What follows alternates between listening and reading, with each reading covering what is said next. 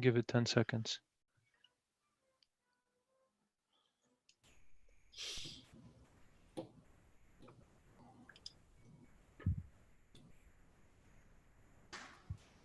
Okay, we're live. We're live. Good morning, everyone. We're getting together here to listen to the final review for Benyi. I would like to address the external reviewers and thank them for being part of this. So I'd like to mention David Correa from the University of Waterloo and Mark Sichi. Is that the correct pronunciation? That's correct, yeah. Sichi, yes, from HOK. Welcome, everyone. And I would like to now give the floor to Benyi. As I've been told, he has 20 minutes to make his presentation. I will pipe in verbally, just say something when there's 5 minutes left in the 20 minutes. So I open the floor now to Benyi. Good luck, Benyi. Thanks for everyone for joining my presentation. The evolution of architecture is often accompanied by discoveries of technologies, techniques, and knowledge. In the mid-1400s, Alberti introduced a mathematical approach to architecture that uses precision drafting as a form of architecture representation and paved the way for Renaissance classicism.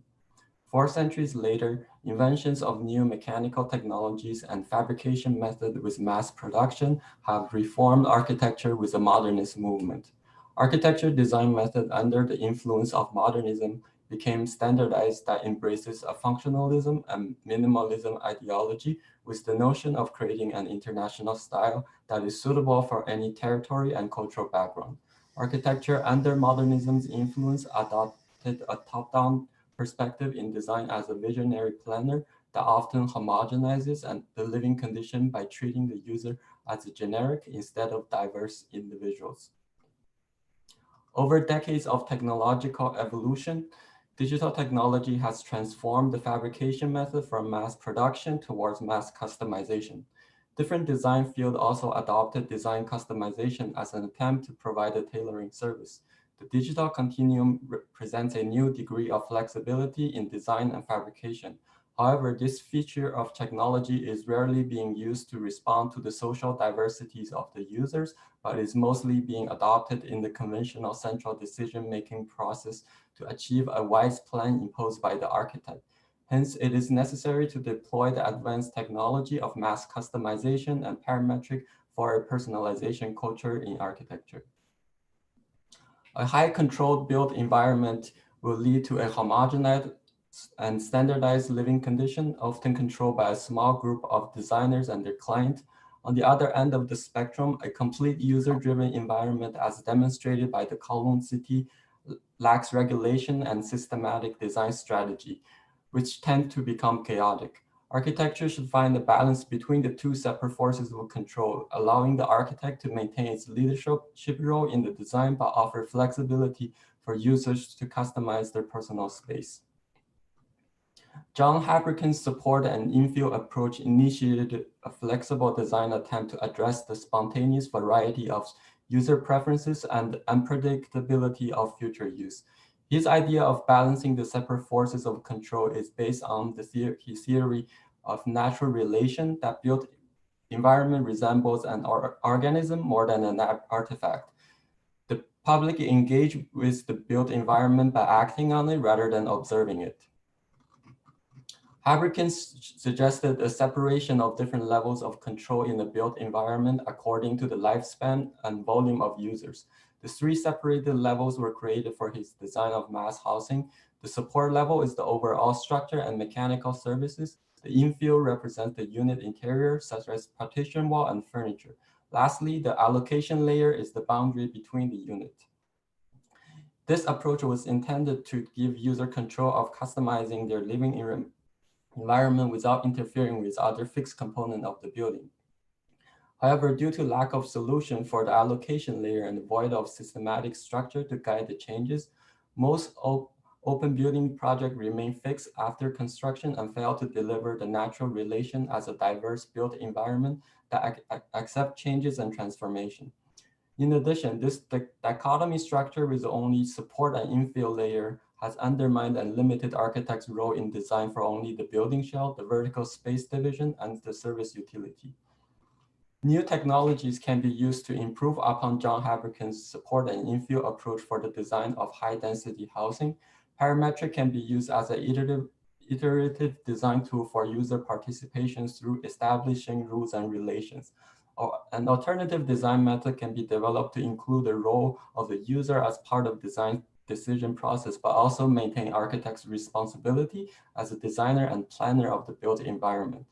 Therefore, incorporating the diverse needs of the users to customize the unit boundary through communication and neighborhood negotiation guided by the parametric system.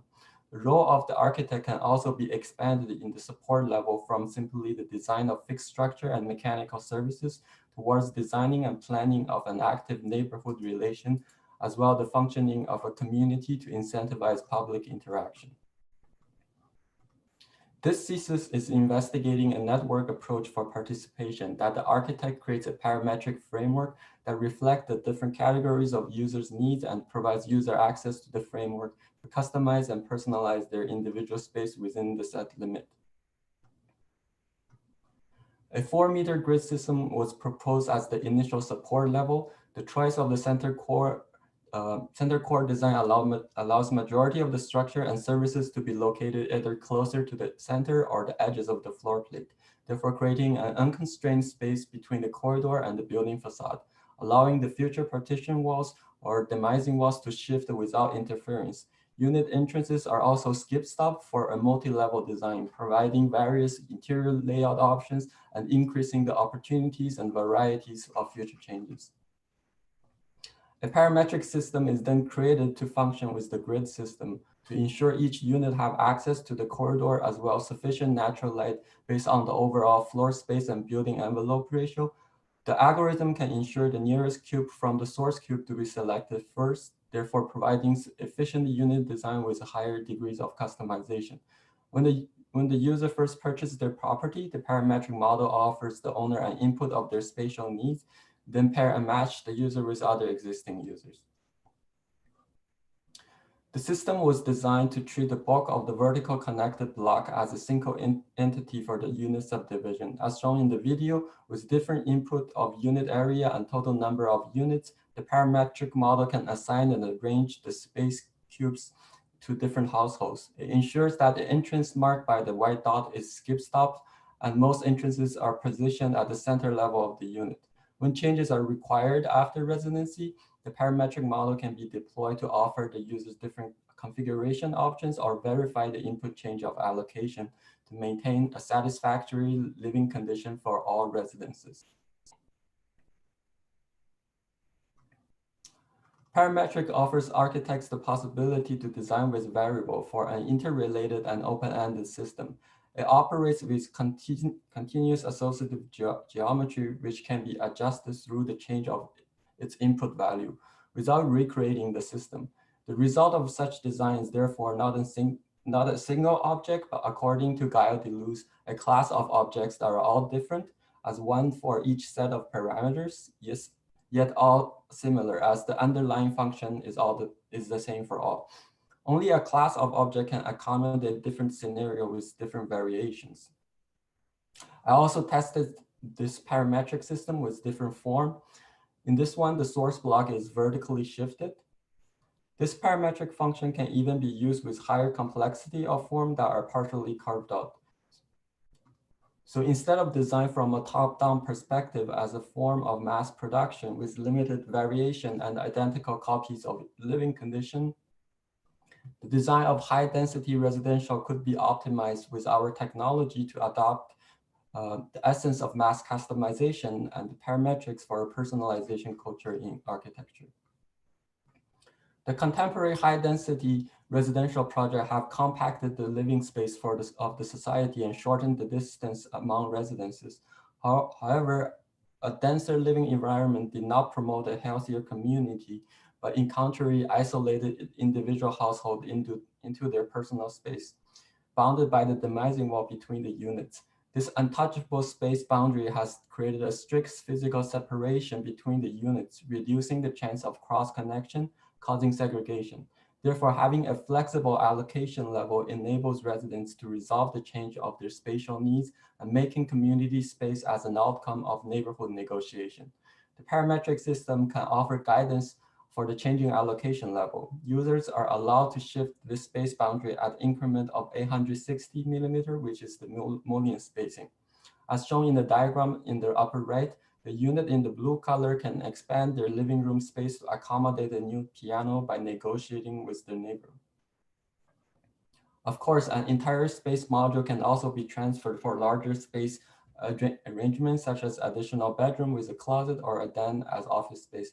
In this case, when the Green resident got married, they could purchase the space module above their unit to expand.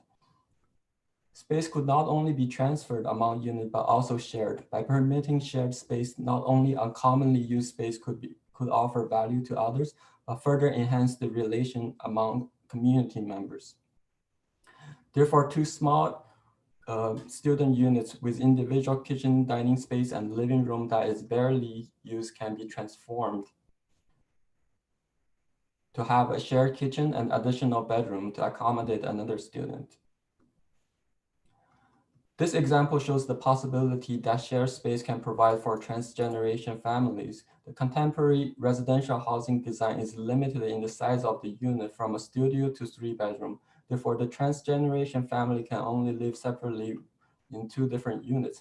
However, a shared space allowed the 2 units to combine the kitchen and living room for common activities between the family member.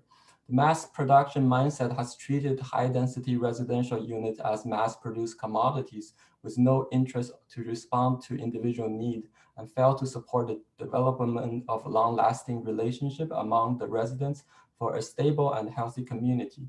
Therefore, the unit became a commodity that is often resold within a short time period. The changing allocation level may not be able to offer all the changes of spatial needs. However, it does offer a bigger range of possibility when changes happen. It allows the community member to act as a collective group to resolve their issues. Consequently, a dense living environment could transform from a device that isolates and anonymizes individual into a catalyst for a community. This is a simulation for the transformation of allocation layer based on the established rules mentioned in the previous slides. Through transferring and sharing unit spaces, after parametric unit distribution, we can see boundary lines between the modules are vertically aligned. However, as time progresses, the unit boundary will start shifting through neighborhood negotiation, driven by the needs of user, eventually developing its own pattern on the facade. The interior space and the facade would continuously evolve, creating a natural relation between the user and their inhabited space. The facade system is designed to maintain visual consistency, but also deliver customization options for the users to swap and change. Therefore, a window wall system is adopted to allow installation from the inside.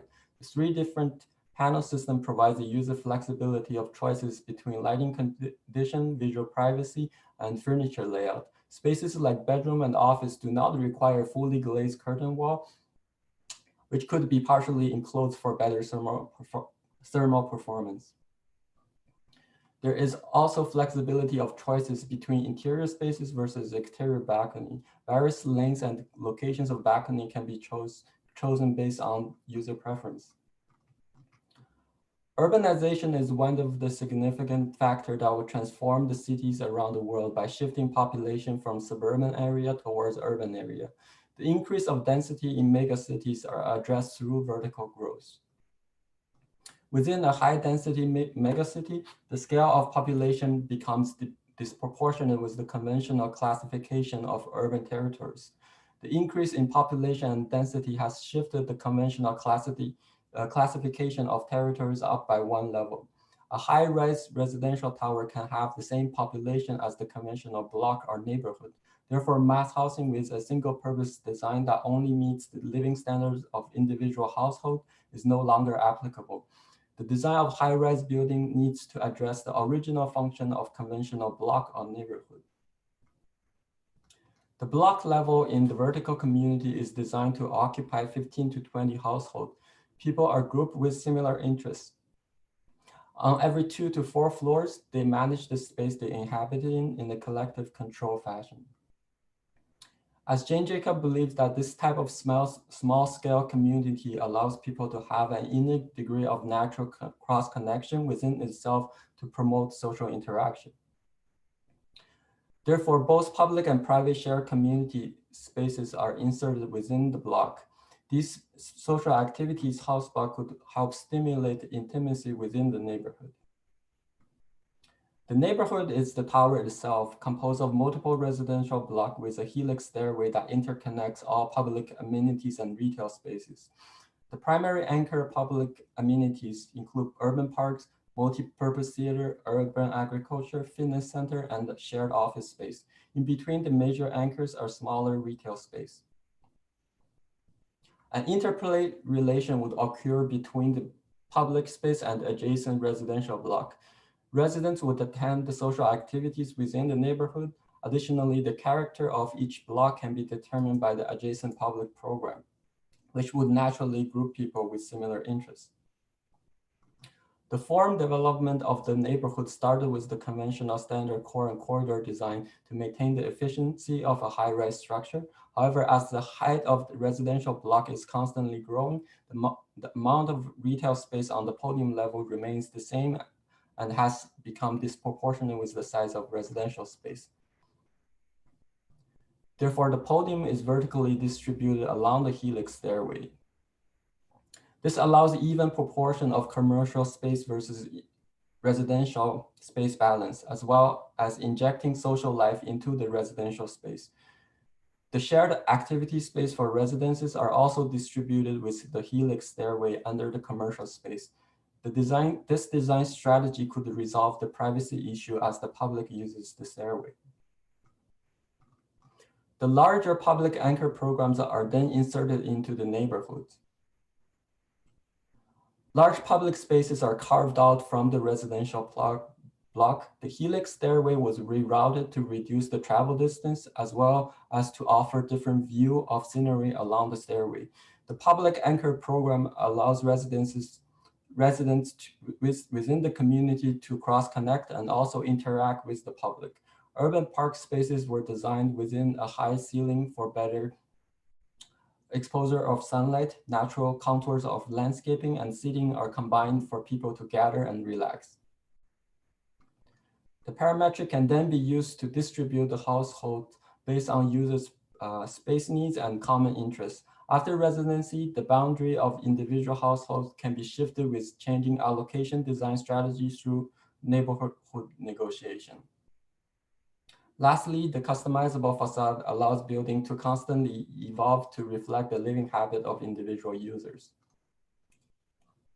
The support level provided by the architect has then transcended from the basic structure of mechanical and mechanical services provided by John Haberkin into the design and planning for an active neighborhood relation, as well as the functioning of a community for public collaboration and promoting intimacy within the users. With the support of technology and innovative construction method, the design of mass housing can transition and evolve from product of mass production into a customized home tailored for the user and supported by the neighborhood. Just like what Mary Carpo said, all that is digital is variable, and all that is digitally variable is potentially open to interaction, communality, and participation. This approach shifts the design of high-rise residential from stacked plan layout with monumental facade into a dynamic system that always maintains overall coherence. In this case, the parametric is no longer in service for a particular style from a single hand, but helps the community member and architects to collaborate and design through many hands.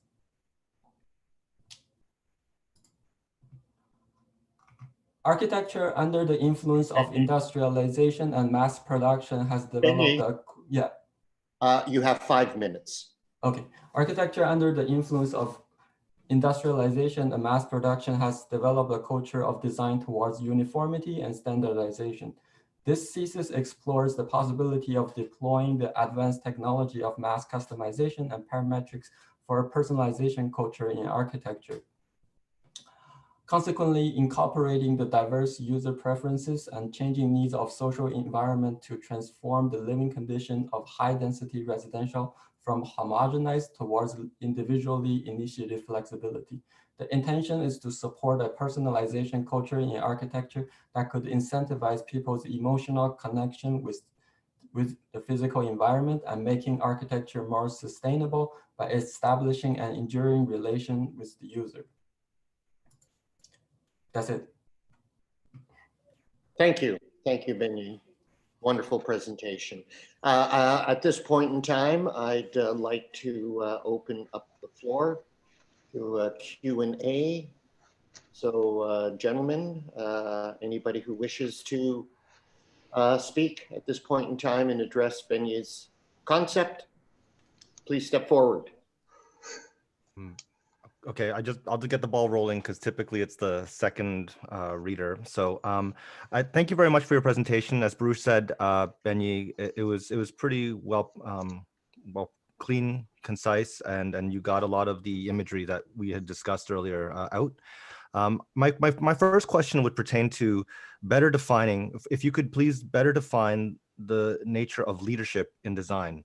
After having read the book again and noticing how you conclude the book, you put statements and quotables from people such as James Jacobs, who mentions neighborhoods are mundane organs of self-government, right? And at the same time, you have entire chapters that are discussing bottom-up problems of participation. You start quoting DiCarlo, who says, architecture is too important to be left to architects, right?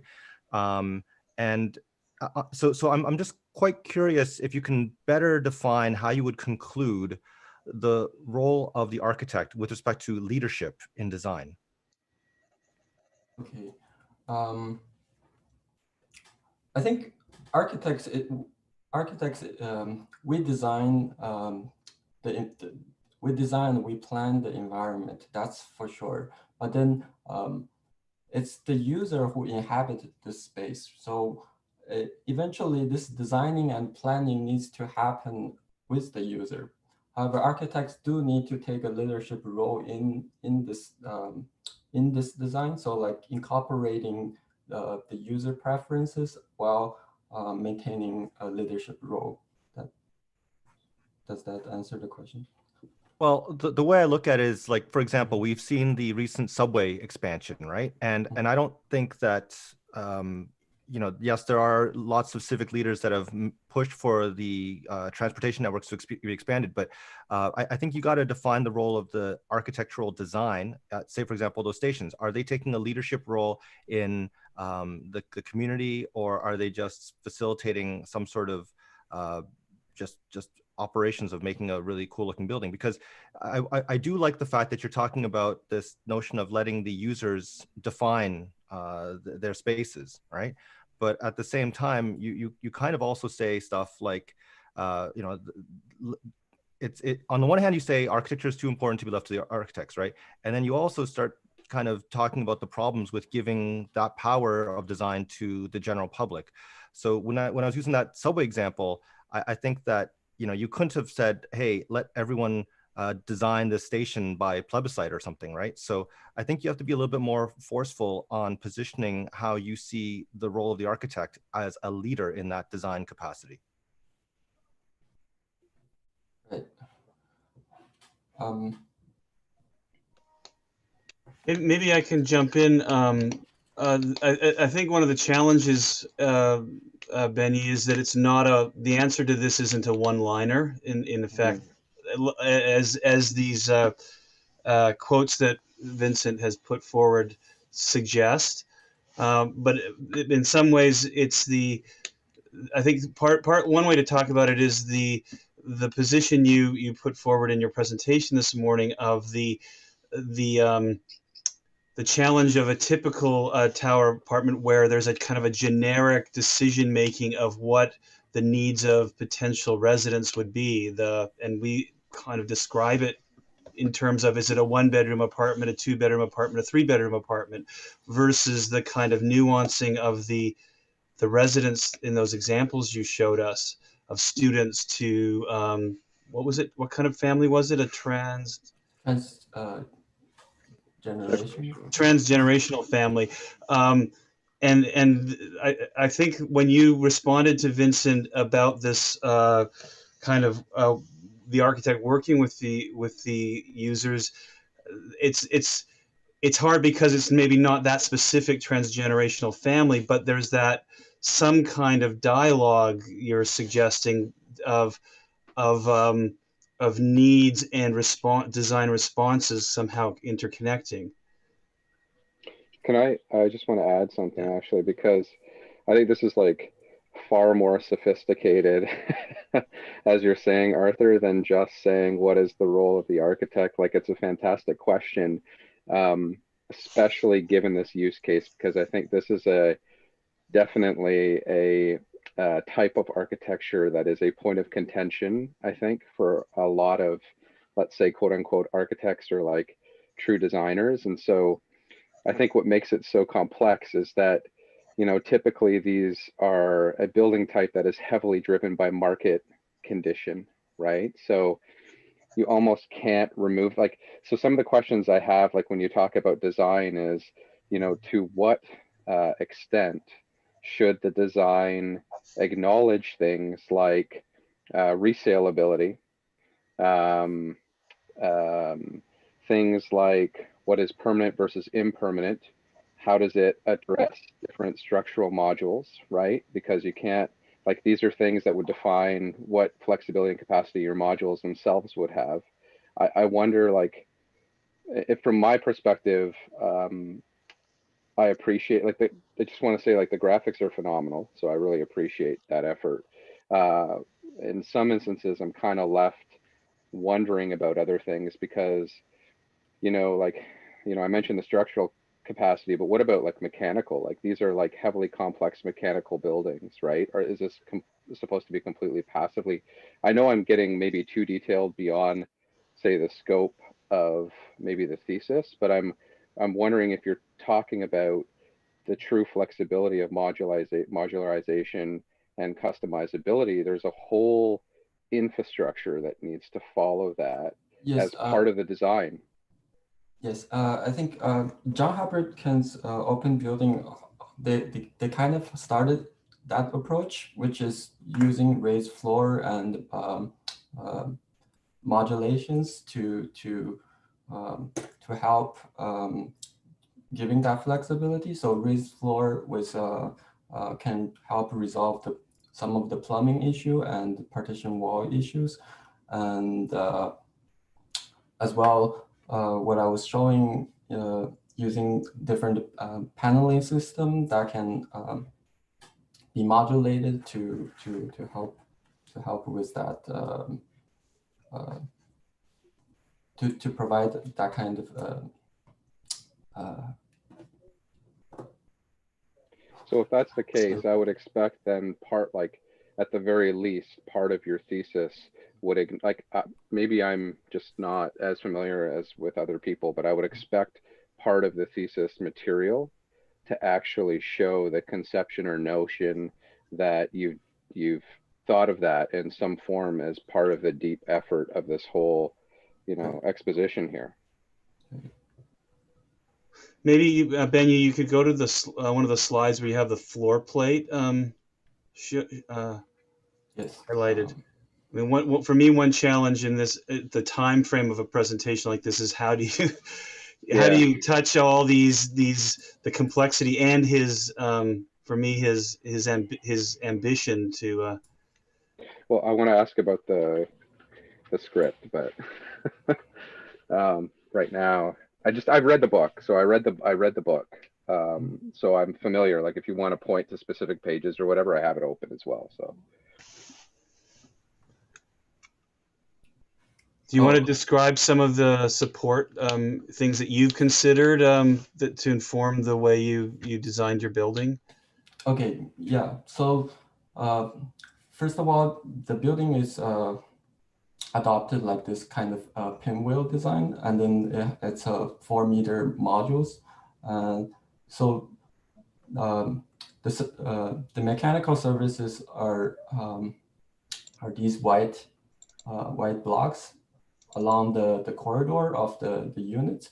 So most of the structures are along the exterior of the floor plate, and also using the core, so that this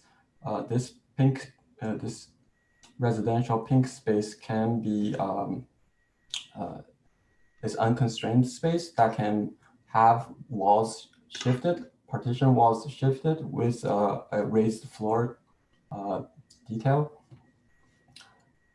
And also this, by keeping all the mechanical services closer to the corridor, it allows most of the washrooms and kitchens to be closer towards the corridor, therefore better natural lighting for the other spaces, such as living room and kitchen and bedroom that can be remained closer towards the building facade. But for you, the pink zones are completely flexible in terms of their allocation of That's right, unit size or unit geometries, partition walls versus demising walls, and even making new openings between floors or closing openings between floors, yes, which became the block of your parametric exploration that you showed us. Yes, yes. Is there anywhere that shows like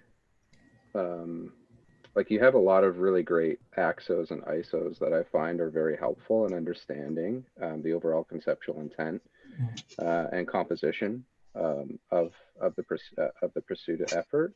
I'm wondering, is there something that explores, like this is fine because it shows, like I'm assuming you're probably going to use like fan coil units or something like that, which I think is like, I mean, if you're completely rethinking the thing, I think that's like a really bad model to go by, but that's a whole other subject. So we'll just ignore that.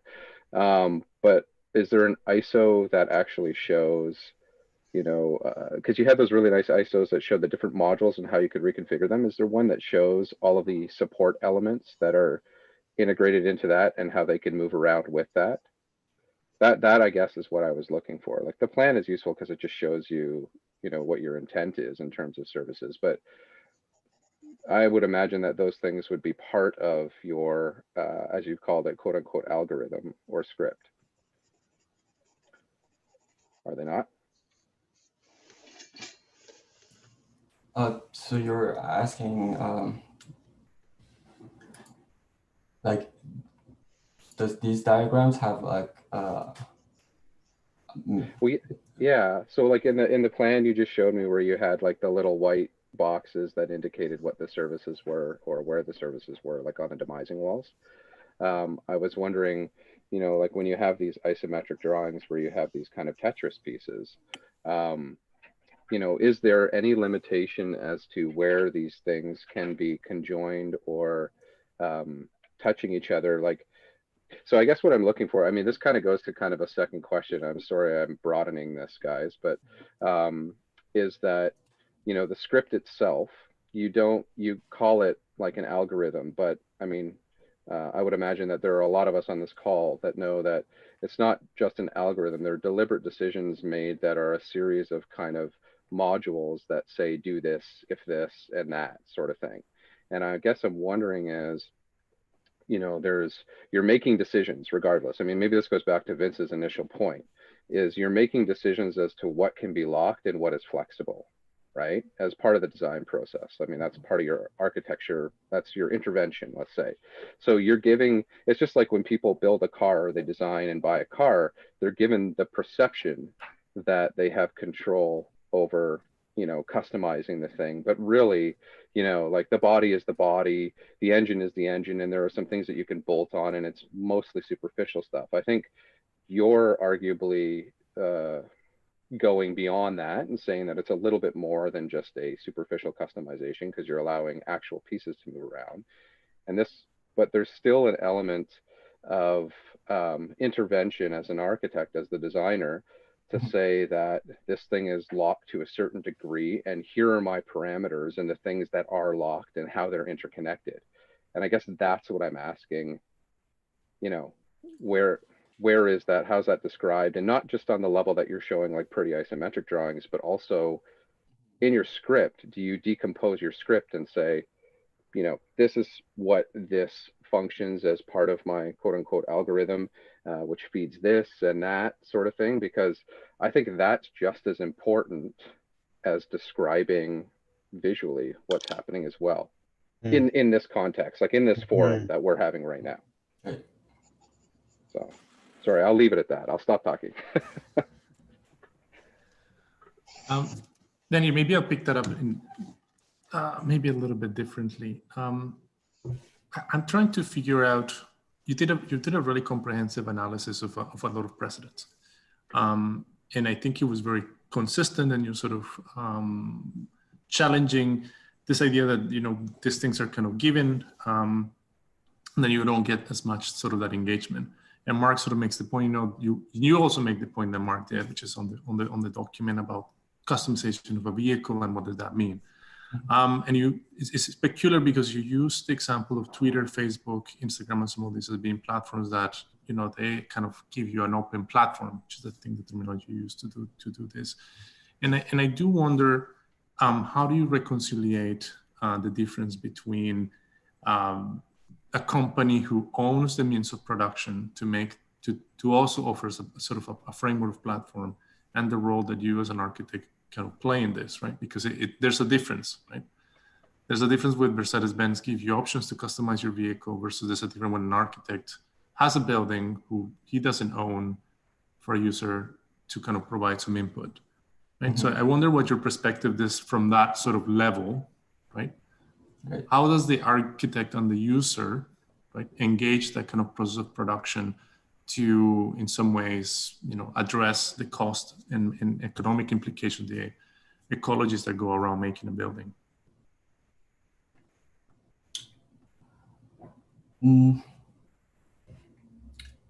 So you're asking like if the product manufacturer would actually how does the product manufacturer relates to the final design of this concept? Think of it as more simple, right? So you say Facebook has a platform that it tells you a platform that you customize, right?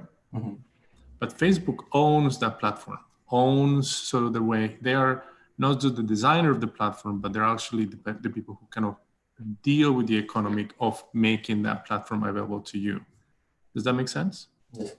So how do you see that different or similar, or what is the role that the architect can play on this process where, in the case of your building? Right.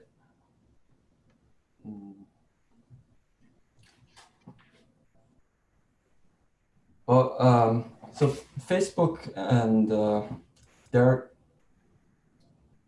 how do I say?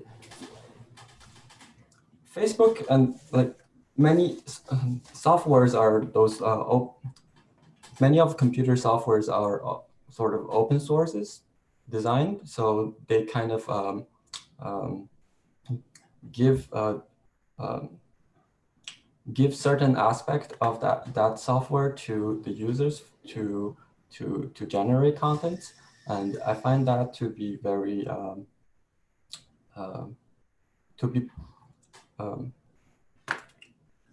be quite amazing actually for architecture to have. So it's just like how my project thinking is, architects don't control everything, but we kind of give suggestions of the structure of how that can be transformed to the user for to create something unique.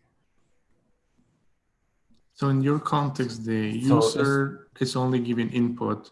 You're still kind of not having, or how do they engage economically with the development of the building? economically.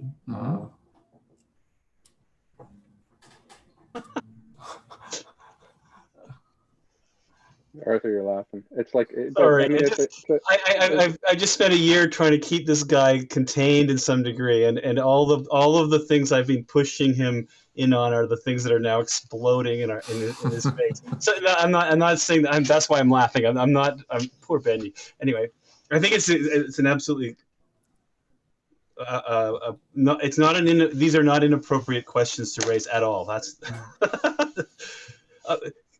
can I maybe I'll jump in and say something that's not to speak for you, Benyi, but in some ways I've seen this work in the last few months as the scenario that he's painted is one where in some regards the systems that produce the built environment are able to absorb much of what Benyi's talking about, in that somebody's got to decide on the support, what he's calling the support level of the building, and the what's in that core and the circulation. And then there is what he described, it was kind of using real estate kind of terms of buying property, that instead of buying a 2-bedroom or a 3-bedroom apartment with a den or not a den facing north or facing south,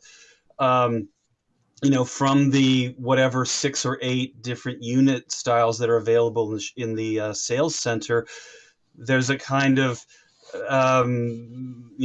maybe it's kind of in that sales center, the level we now have of, do you want a granite counter or a marble countertop, is what are the kind of features or needs that you have? What is the profile of your family, or what is what are the desires? That kind of profiling he gave us with some of those scenarios, and that by describing what your needs are, that somehow being put through the process, the developer would say, well, that will cost you $1.2 million or $847,000 or $3.6 million, in a way that it seems that with this differentiation between the support level and the allocation level, and then the content of the unit, the infill, it seems to me that there's capacity within this current, or I at least can imagine capacities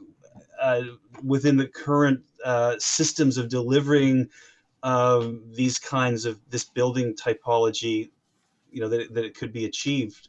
That we're not talking about a different universe entirely. I feel to me that he's trying to and maybe I've drunk the Kool-Aid at this point, being a supervisor, that he's working within the frameworks and trying to, although he doesn't declare it this way, is trying to work outward from what exists, as opposed to almost in the case of some students, purposeful blinding to what exists and trying to recreate a world from scratch. So I don't know if that's helpful, or if I've just gone on a completely other tangent. No, I think that's super helpful. I guess, I mean, if I express my thought as a sort of a very specific criticism, Benyi, on when you define parametrics, that's on your page 46, you sort of stated as the relation between design intent and design response. And then very quickly, you kind of think of it parametrics as sort of space and formal manipulations that kind of create some level of agency, right? Where we are kind of looking through a spectrum of options, and then we decide on a certain fitness value. So what is the best? And I think that's a valuable sort of input, but it misses one kind of key component, and is that parametrics is in essence manipulation of parameters, and not much more, right? In some ways, it's associations between different data points that we can use in a myriad of ways.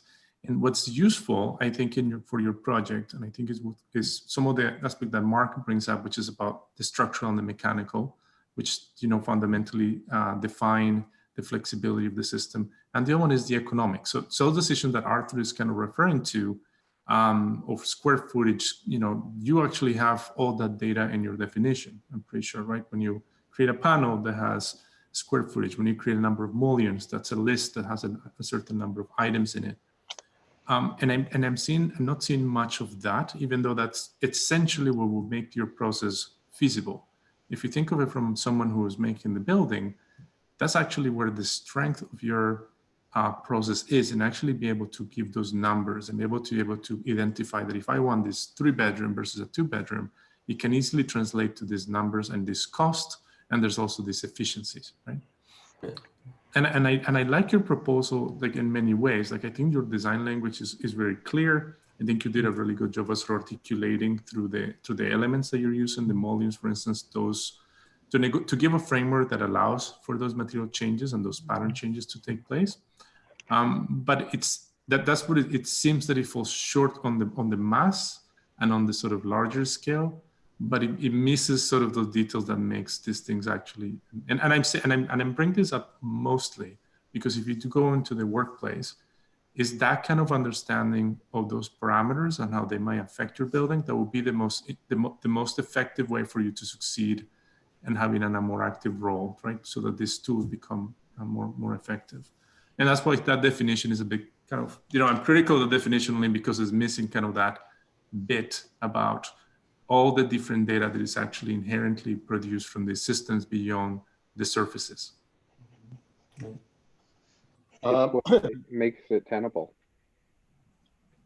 With those last few comments, we're getting close to 20 after 10. Yeah. Are there any other questions to wrap up? Just if I could jump in for a sec. As this is a final presentation, we do have a little extra time.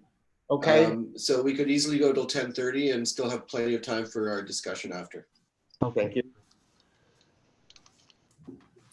So one thing I just wanted to say is that, and I know Arthur's kind of talked about this earlier, but we really have, as a committee, gone out of our way to make sure that Benyi had a good theoretical framework and really got a spot on delivery of the project. And I'm glad that you guys, the externals, picked up on that. And I'm also glad and find it interesting, just as Arthur did, that the focus and preoccupation of a lot of this conversation is the operations and execution and the kind of viability of this project, which again, Benyi does speak to the kind of level of depth that you've gone into. But I do think that, both Mark and David have raised questions that are notable that I think might fall into just like a little bit of a small additional component in your book that just addresses how, these aren't, it's not to say that you're ignorant to them, but the fact that I think you might be good to just mention that these are some things that, would have been next steps. Like I, for my part, my second set of questions was going to ask about like just that execution of operations, like, the issues about circulation, sound, the prep access areas, the even the procedures on the neighborhood negotiations, right?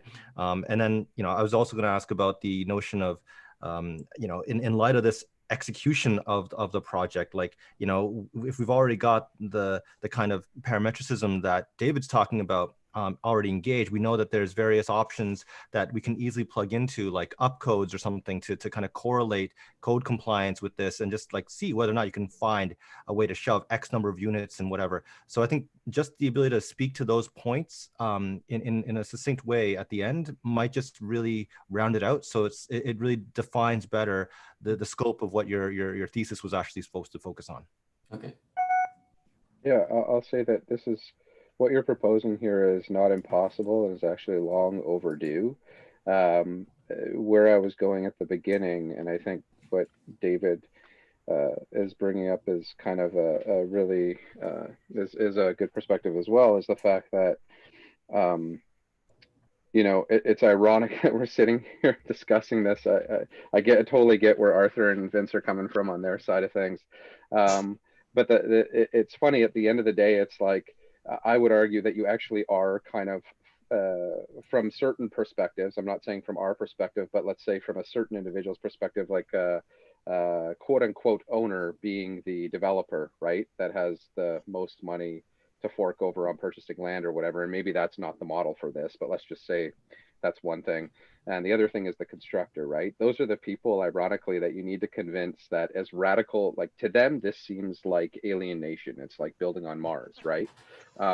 Those are kind of from a certain perspective, is that's who you're convincing. Is this impossible? Absolutely not, right? Are we asking you to like detail the mechanical systems and all of a sudden become a mechanical or structural engineer? Absolutely not. But what we're saying is that there's another layer of viability, I think, that's missing, that could be added, like Vince says, that would all of a sudden make people look at that and say, oh, you know what, that looks like this. That isn't foreign, like Arthur is saying, right? It's not really flipping the model on its head. There is rigor and a system here that I can get my head around that makes this something. And I totally think that this is like, what you're talking about here is creates both stimulating architectural interest, spatial interest, and a generally a new way of kind of looking at things. So I would argue, like, and I know this is not part of the conversation, but I would say that sorry guys, but the final layer is what all this means in COVID, but that's not part of this presentation. But I think too soon, man. Come on, seriously. I had to throw it out there, but I truly do feel like that for the most part. That's why I will echo the fact that the graphics are well represented, the ideas are concise. That's why we're able to ask for these things. That's what I'll leave with. Cool. Well, maybe is it time for last comments, or does anyone else want to throw in anything before I mean, one last comment I can say. I mean, since you're kind of looking at this will, I mean, Benji, I think this is the topic that you're engaging in will always be contentious. Like it would always raise eyebrows and it would always be challenging. And it's not because it is not, as Mark says, it's not that you know, this is kind of long overdue, is that there is easy ways to kind of dismiss it. So it's important that you kind of become aware of the space in which it exists, right? One of these dimensions that I think is worth noting is that in the continuum of sort of industrialization, we went from hand tool technology, which is, you know, we use our energy to make things, to then we use our intelligence to also think about them. Then we use our intelligence to make machines that then use kind of oil to make things. And now we're in a point where our intelligence is used to create constructs, right?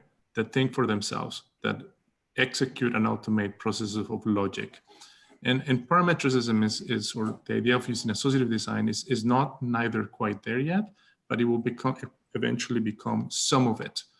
Right? Like when you model something, you're not defining all the vertices, right? That's a form of artificial intelligence. It is actually defining a lot of the parameters for you. It's doing some of the thinking for you, whether it's on the end of processing information. I think the challenge is that we're still ultimately creating these constructs, right? So understanding what those constructs say and how they, what the outputs might be, what the existence of them necessitates is kind of a critical dimension of the work, because otherwise then you can be more informed in how do you explain what they can do. And I think these things are fascinating, but one of the things that will come back and again is the economics, right? What makes these buildings feasible? What agency does architects, designers, and the builders and the developers play into it? And there's a concerted effort, at least in mass timber, that, you know, some of the architects become the producers, and Katera being an example, among many others, who are kind of gaining some of that agency back. And that's possibly the territory in which you might want to operate as you graduate. So it's worth kind of understanding how they're approaching these things, right? As you mentioned Tesla, or mentioned in your document, how do they change that sort of economic aspect of making these things possible, and how these tools are actually doing, what role they're playing, and be critical about them too, right? You know, like design isn't either the computer or us. I think there's a negotiation, or the materials, and there's a negotiation between the three of them that is essential. That's it. And my final comment beyond that, I mean, your document is very comprehensive. I'm only critical of it partially because I want you to be empowered to move forward, right? And that's also, I think, ultimately the goal. So I don't necessarily have a comment that you put on the document, but I do have a comment. And my comment is more about think clearly and try to understand very critically what the role of these tools are beyond the form and the space generation, or sort of the architecture, if you want to call it, dimension of it. That's it. Thank you. Cool. Yeah, maybe I'll say in closing, it's been a pleasure working with you this year, Benyi. I have been, a lot of the time I've been uncomfortable with your work in that you just keep making it, it just kept getting broad. It's, for me, at times broader and broader and broader. And I'm now seeing at this stage, finally, how it's, why it needed to get that breadth of why, you know, for you, what we're looking at right now in this image, to build your argument, you needed the public in that building. It couldn't just be a residential tower and solve that enough. And then, you know, and so I've really enjoyed coming along with you for the ride, and I'm actually, for me, it's amazing that where this conversation today has gone beyond the work that you've presented to what the work is suggesting, the questions that we want answered, where we were all greedy, and in the end we want to know more. So no matter how much you answer, there's always more to be asked of you. Thank you for this work you presented today, and the work you've done over this year. Thank you. Okay, are there any more questions or anybody wanting to wrap up any comments? Okay, well, congratulations, Benyi, on a wonderful presentation. It really is inspiring. I agree with all of the critics. The imagery, the concept, the execution was really masterfully done. So yeah, my heartfelt congratulations to you. Thank you. So I guess at this point in time, am I to ask Benyi to go on mute and we continue? No, not just just kick him on out. mute. Benyi has to leave the meeting. Okay, I'll leave the meeting. Get out of here, Hang on, Benyi. before you do, before you run away. Hey, So Mark, you look like me. yeah, I'm catching up. What is good looking? You look like me. So Benyi, well, we follow this a similar pattern to previous milestone presentations, where you leave us now, and the committee and guests will discuss your project and determine an outcome. After which Arthur will talk to you in private. So you can leave the meeting now, and then Arthur, once we're done, you can initiate a new Zoom meeting with Benyi. Great. And so. Yeah, and again, I'll just wrap up by saying thank you very much, Benyi. Very nice presentation, very good discussion, and thank you to everybody who contributed to that, especially our guests. So. Thank you. And then I guess Leo and Mike are going to stop the recording. That's right. Yeah. Okay. So stopping it now. Yeah, and stopping the stream.